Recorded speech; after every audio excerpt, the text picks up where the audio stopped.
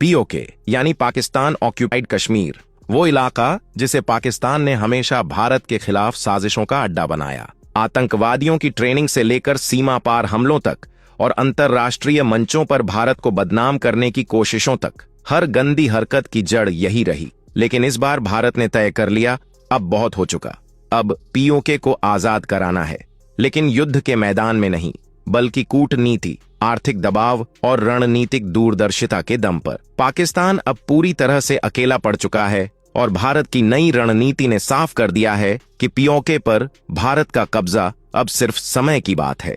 यह कोई मामूली घटना नहीं, बल्कि भारत की अब तक की सबसे बड़ी कूटनीतिक जीत है। ऐसा मास्टर स्ट्रोक जिसने पाकिस्तान और उसके समर्थक देशों की पूरी योजनाओं को चकनाचूर कर दिया है। इस कदम ने न सिर्फ दक्षिण एशिया बल्कि पूरे विश्व की शक्ति संतुलन को बदल दिया है। क्या है पूरा मामला, आइए जानते हैं विस्तार से। लेकिन उससे पहले अगर आप हमारे चैनल पर नए हैं तो चैनल को सब्सक्राइब करके बेल आइकॉन को भी ऑन कर लें, क्योंकि ये आपके लिए तो 1 सेकंड का काम है, लेकिन इससे हमारी काफी मदद होती है। पाकिस्तान दशकों से पीओके को भारत के खिलाफ साजिशों का केंद्र बनाता आया है। आतंकवादियों को ट्रेनिंग देना हो, सीमा पार घुसपैठ कराना हो या अंतर्राष्ट्रीय मंचों पर भारत के खिलाफ झूठ फैलाना, हर गंदी हरकत की जड़ पीओके से ही निकलती रही है। लेकिन इस बार भारत ने तय कर लिया कि अब और नहीं, अब पीओके को आजाद कराना ही होगा। और इस बार भारत ने युद्ध के मैदान में नहीं, बल्कि कूटनीति, रणनीति और आर्थिक ताकत के जरिए पाकिस्तान की जड़ें हिला दी। पाकिस्तान को यकीन था कि अगर भारत कोई बड़ा कदम उठाएगा तो सऊदी अरब उसके साथ खड़ा होगा, क्योंकि हाल ही में दोनों देशों के बीच एक बड़ा समझौता हुआ था जिसमें साफ लिखा था कि अगर पाकिस्तान पर हमला हुआ तो सऊदी अरब इसे अपने ऊपर हमला मानेगा और युद्ध में शामिल हो जाएगा।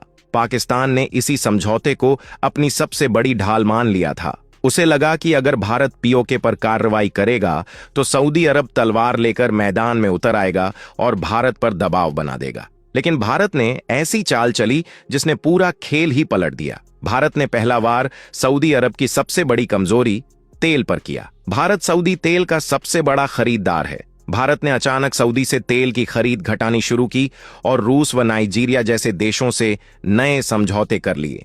सऊदी अरब की पूरी अर्थव्यवस्था तेल पर टिकी है और भारत जैसा विशाल खरीदार अगर पीछे हटे तो उसका पूरा आर्थिक तंत्र हिल जाना तय है। और हकीकत में हुआ भी यही। सऊदी अरब को समझ आ गया कि अगर भारत नाराज हो गया तो उसकी अर्थव्यवस्था को गहरा झटका लगेगा। इसके बाद भारत ने दूसरा वार किया अनाज पर। खाड़ी देशों में खेती नहीं होती, वहां की पूरी आबादी आयातित अनाज पर निर्भर है।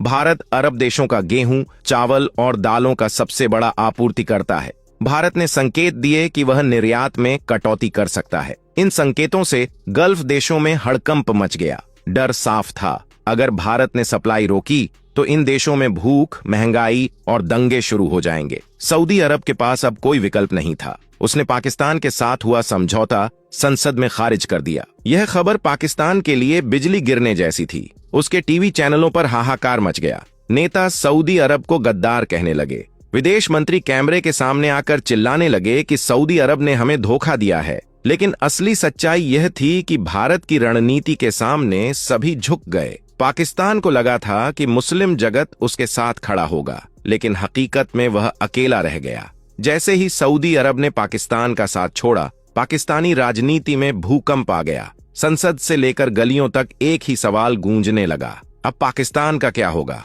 जनता गुस्से में सरकार पर टूट पड़ी। विपक्ष ने प्रधानमंत्री पर देश को अंधे कुएं में धकेलने का आरोप लगाया। संसद में प्रधानमंत्री को देशद्रोही तक कहा गया। इसी बीच बाकी खाड़ी देशों यूएई, कतर, बहरीन और कुवैत ने भी साफ कर दिया कि वे भारत को नाराज करने का जोखिम नहीं उठाएंगे।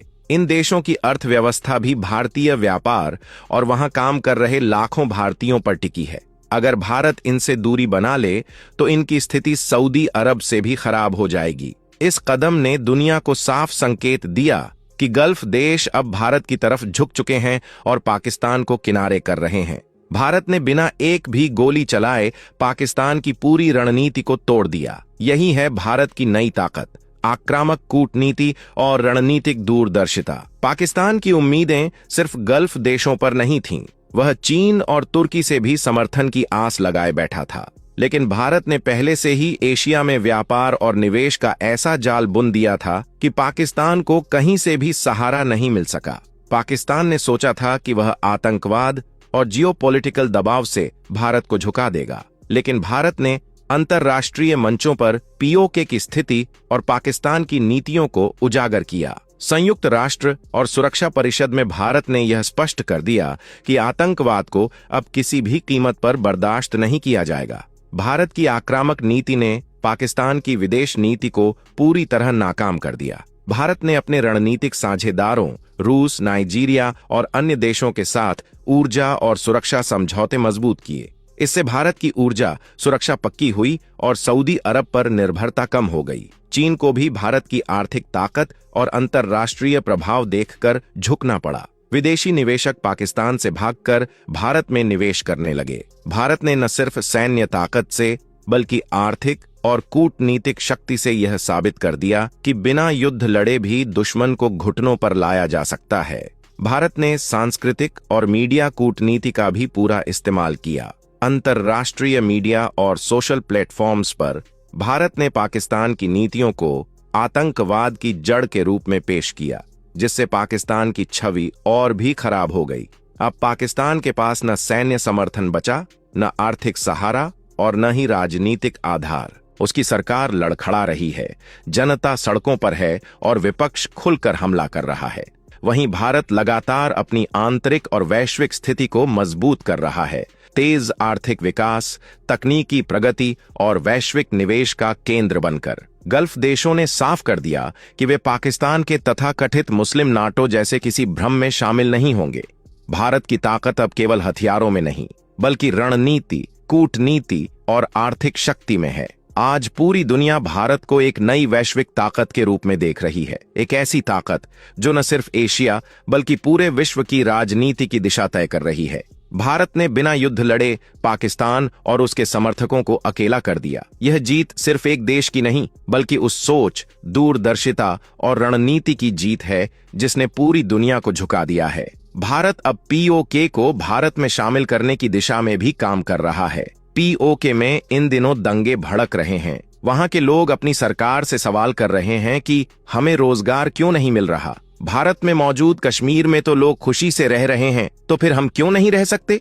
भारत के कश्मीर में लोगों के पास रोजगार है, बुनियादी सुविधाएं हैं, रहने खाने और पीने की कोई समस्या नहीं है, बिजली 24 घंटे आती है।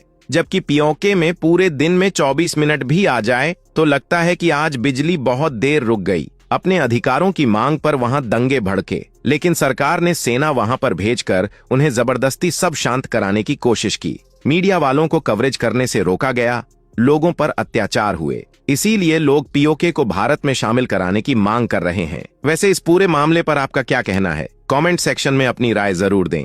वीडियो पसंद आई हो तो वीडियो को लाइक करें और ऐसी ही और वीडियोस के लिए इस चैनल को सब्सक्राइब करके बेल आइकॉन को भी ऑन कर लें। जय हिंद, जय भारत।